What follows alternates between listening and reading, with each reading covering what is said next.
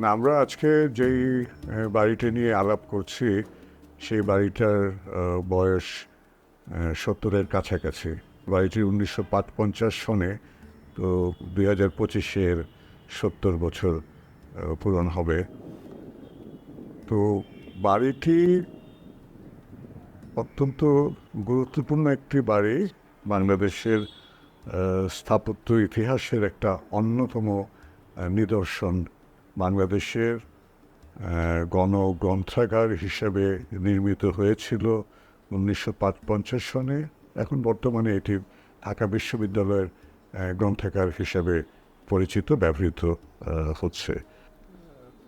দেশ স্বাধীন হওয়ার সময় এখানে স্থাপত্য শিক্ষার অধ্যয়নের কোনো প্রাতিষ্ঠানিক ব্যবস্থা ছিল না, এবং 1950-এর দিকে একজন নবীন প্রকৌশলী, ওনার সামনে একটি সুযোগ আসলো স্থাপত্য অধ্যয়ন করার, এবং সেই নবীন স্থপতিটির নাম মাজহারুল ইসলাম। মাজহারুল ইসলাম সেই সুযোগটি গ্রহণ করলেন, মার্কিন যুক্তরাষ্ট্রে গেলেন, ইউনিভার্সিটি অফ অরেগনে স্থাপত্য অধ্যয়ন করলেন। 1950-এ গেলেন, 1952-তে দেশে ফেরত আসলেন। 52-তে দেশে ফেরত এসে উনি স্থপতি হিসেবে সরকারের যেই স্থাপত্য দপ্তর সেখানে যোগ দিলেন। বয়স ওনার তখন 29 বছর বয়সে উনি স্থপতি হিসেবে যোগ দিলেন ওনার কর্মক্ষেত্রে। এবং প্রথম যে দুটো কাজ ওনাকে দায়িত্ব দেওয়া হয় ডিজাইন করার জন্য, সে দুটো কাজ, একটি হলো ঢাকার চারুকলা মহাবিদ্যালয়, তখনকার, এখন যেটাকে আমরা ফ্যাকাল্টি অফ ফাইন আর্টস বলছি, আরেকটি হলো এই গণগ্রন্থাগার যেটা নিয়ে আজকে আমরা আলাপ করছি। এই দুটো বাড়ি উনি প্রথম ডিজাইন করার সুযোগ পান। বাংলাদেশের আধুনিক স্থাপত্যের একটা নতুন, মানে একটা একটা সূচনা ঘটালো। এর আগে এই ধরনের স্থাপত্য কর্ম এই এলাকায়, এই অঞ্চলে হয়নি। তো এটা একটা যুগান্তকারী ঘটনা। বাড়িটির অবস্থান শাহবাগ অঞ্চল, ঢাকা বিশ্ববিদ্যালয়ের যে ক্যাম্পাস সেখানে, এবং ক্যাম্পাসের পূর্ব পার্শ্বে যেটা এখন সরওয়ার্দী উদ্যান, তখন রমনা রেস কোর্স নামে পরিচিত ছিল, ময়মনসিংহ সড়ক বিশ্ববিদ্যালয় ক্যাম্পাস আর রেস কোর্সের মাঝখান দিয়ে যাচ্ছে। ময়মনসিংহ সড়ক, পরে শাহবাগ অ্যাভিনিউ, আর এখন আমরা কাজী নজরুল অ্যাভিনিউ নামে আমরা জানি। স্থপতি মাজহারুল ইসলাম এই যেখানে বাড়িটি অবস্থিত সেখানে যেই নির্দিষ্ট বিষয়গুলো ছিল সেগুলোকে নজরে রেখে বাড়িটির ডিজাইন উনি করেন। গ্রন্থাগার ভবনটি, বাড়িটি মূলত আপনার তিনটি খণ্ড বা তিনটি অংশ, একটি দুটি আয়তক্ষেত্রাকার ভবন আর একটি গোলাকার ভবন।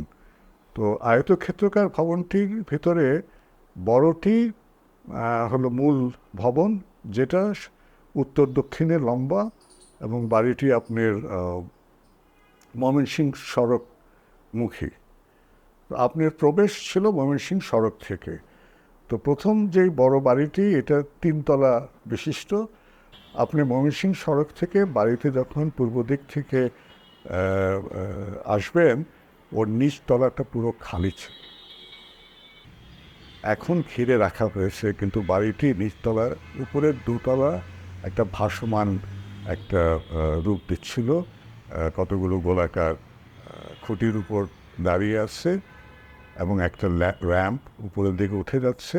নিচের স্পেসটি, পরিসরটি সম্পূর্ণ খালা, মুক্ত, খালি। তো এই জিনিসটা একটা বিশেষ বার্তা দেয় যে এটা গণগ্রন্থাগার, এটা সর্বসাধারণের ব্যবহারের জন্য, এবং নিচতলাটাকে সর্বসাধারণের জন্য উন্মুক্ত করে দেওয়া। কোনো দরজা নয়, কোনো এনে আপনি চলে আসবেন, নিচের জায়গাটা আপনি ব্যবহার করবেন, ওখানে বসতে পারেন, ওখানে কোনো প্রদর্শনী চলতে পারে, এবং এটাই করে গ্রন্থাগার ব্যবহারের জন্য আপনি সেই র্যাম্প বেয়ে উঠলেন, উপরে উঠলে দোতলা থেকে গ্রন্থাগারের ব্যবহারটা শুরু হয়। দোতলা এবং তিনতলা দুটো তলাই আপনার কিছু মানে অফিস স্পেস আর বইয়ের যে স্ট্যাক, যেখানে আপনার বইগুলো সংরক্ষিত থাকে। আপনি যখন, কারণ যেগুলো রেফারেন্স মেটেরিয়াল আপনি লাইব্রেরিয়ানকে বললে আপনাকে এনে দেবে, আপনি ওখানে গবেষণায় কাজ করেন। আর ছোট আয়তক্ষেত্রকার যেই ভবনটি হবে, সেটা দক্ষিণমুখী এবং এই বড় বাড়ির পশ্চিম পাশে লাগোয়া। এই বাড়িটি দোতলা হাইটের, দোতলা উচ্চতায়, কিন্তু এটার মজাটা হলো এই পাঠকক্ষ, এটা পাঠকক্ষ হিসেবে ব্যবহৃত বাড়িটি। এবং এটার মজার ব্যাপারটা হলো যে বাড়িটির একটি অংশ দোতলা, আরেকটি অংশ পুরো দোতলা জুড়ে ভলিউমটি, সেটা উত্তর দিকে। তো উত্তরের আলো সবসময় পড়াশোনা করা বা এসের জন্য খুবই ভালো। আর দক্ষিণ দিক থেকে বাতাস আসছে, তো আপনি ওখানে বসে পড়ছেন, আপনার বাতাস আসছে, আপনি আলো সুন্দর পাচ্ছেন। তো এই যে সাজানোর ব্যাপারটি, দুটো আয়তকার ক্ষেত্র, একটি গোলাকার ভবন, এই যে এটার যে প্ল্যান কম্পোজিশনটা অত্যন্ত একটা আধুনিক চিন্তার ফল, যেখানে আপনি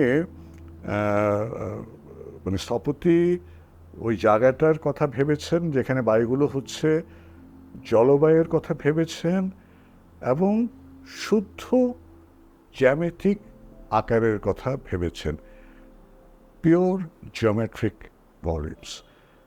এই ঘটনাগুলো আমাদের দেশে স্থাপত্য আগে ছিল না, এটা সম্পূর্ণভাবে নতুন।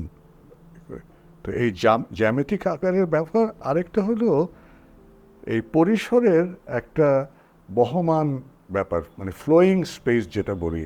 আপনি রাস্তা থেকে আসছেন, হেঁটে হেঁটে ঢুকে পড়লেন, এসে নিচে র্যাম্প দিয়ে হেঁটে হেঁটে উপরে উঠলেন, ওখানে বই সংগ্রহ করলেন, অথবা পাঠকক্ষে চলে গেলেন। নিচতলা থেকে যদি আপনি মিলনায়তনে যান, কোনো ধরনের ওই মানে প্রতিবন্ধকতা ছাড়া একটা মানে আপনার চলাচল ঘটছে, এবং সেইটা ওই স্পেসের ভিতরে। তো এই চিন্তাগুলো অত্যন্ত আধুনিক চিন্তা ভাবনা। তো স্থপতি মাজহারুল ইসলাম অত্যন্ত সচেতনভাবে, এটা কোনো কাকতালীয় ব্যাপার নয় যে হঠাৎ করে ঘটে গেল, উনি এটা ওনার যে জিনিসগুলো শিখেছে সেটাকে ব্যবহার করে আমাদেরকে আজ থেকে 70 বছর আগে এই ধরনের দুটো আধুনিক বাড়ি উনি উপহার দিলেন আমাদেরকে, যেটা আমাদের সংস্কৃতির একটি অন্যতম নিদর্শন হিসেবে থাকছে।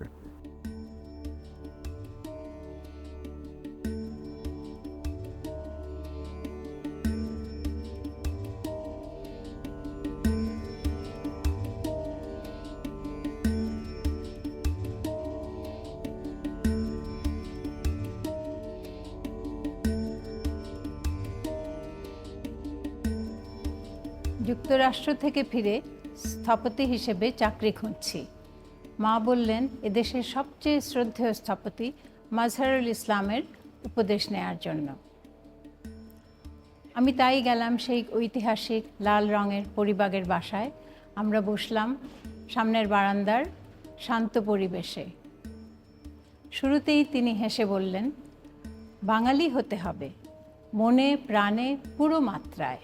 পাবলিক লাইব্রেরি, বর্তমানে ঢাকা ইউনিভার্সিটি লাইব্রেরি, সেখানে গ্রাউন্ড ফ্লোরটা ছিল বেশিরভাগ জায়গায় খোলা জনগণের জন্য, ছাত্রদের জন্য। ওরা এসে বসবে সুন্দর একটা ঠান্ডা পরিবেশে, ছায়া ঢাকা পরিবেশে বসবে, জমায়েত হবে। এবং এটার ফিলিংটা অনেকটা মুঘল আর্কিটেকচারের কুল কলামড হলের মতোই, ঠান্ডা শান্ত পরিবেশ এবং বাতাস বয়ে যায়। উপরের তলায় ছায়ার জন্য পারফোরেটেড শেডিং ডিভাইস এবং পারফোরেটেড রেইলিংও দেওয়া হয়েছিল যাতে বাতাসটা সুন্দরভাবে আসতে পারে, এবং দুদিকে নর্থে আর সাউথে জালি ডিজাইন করে দেওয়া হয়েছিল। জালিটা আমাদের দেশের প্রচলিত একটা এনভায়রনমেন্টাল এলিমেন্ট, যেটা খুব ভালো একটা স্ট্র্যাটেজি, যেটা খুব ভালো একটা ক্লাইমেট স্ক্রিন, সেটা আলোকে কম করে নিয়ে আসে, তার ফলে হিটটাকেও, গরমটাকেও খুব কম করে নিয়ে আসে ভেতরে, বাতাস বয়ে আনে এবং প্রাইভেসি দেয়। পাবলিক লাইব্রেরি রিডিং হল যেটা, সেটাতে উনি ডাবল রুফ ব্যবহার করেছেন, মানে দুটো ছাদ, একটা ভল্টেড ছাদ রিডিং রুমের মধ্যে, আর ঠিক তার নিচেই আরেকটা ফ্ল্যাট ছাদ। তার মানে দুটো ছাদ দিয়ে অনেক রোদের উত্তাপ কিন্তু প্রতিহত করলেন, ভেতরটা অনেক ঠান্ডা থাকলো। এটার অভিনব একটা আইডিয়া আমাদের দেশে ব্যবহার করেছেন।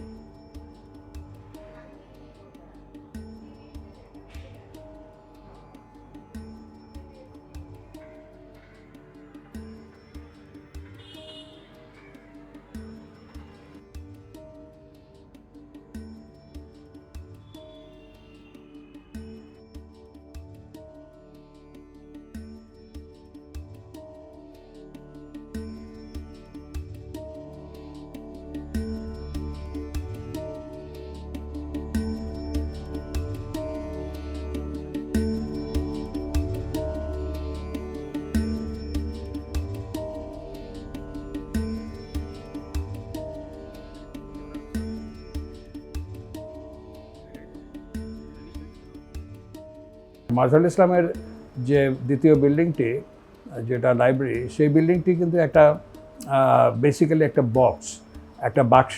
কিন্তু এই বাক্সটাকে তিনি এমনভাবে ট্রান্সপারেন্ট পারফোরেটেড করেছেন যে আলো বাতাস যেতে পারে, এবং নিচতলাটা পুরো ফাঁকা করে দিয়েছিলেন।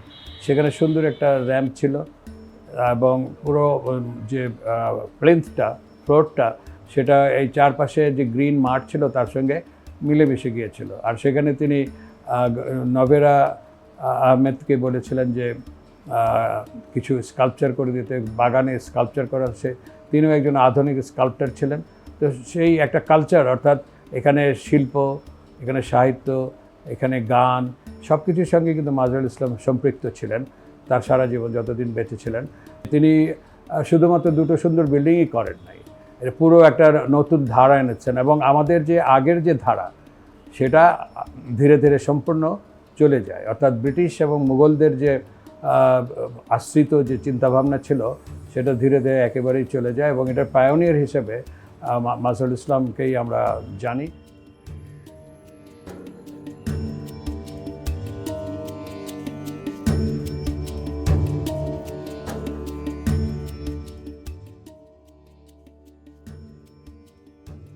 স্থপতি মাজহারুল ইসলামের কাজ এবং কথা থেকে আমরা অনেক কিছুই শিখতে পারি, অনেক কিছুই গ্রহণ করতে পারি। সবচেয়ে বড় হচ্ছে নিজের দেশকে জানা, ভালোভাবে জানা এবং ভালোবাসা।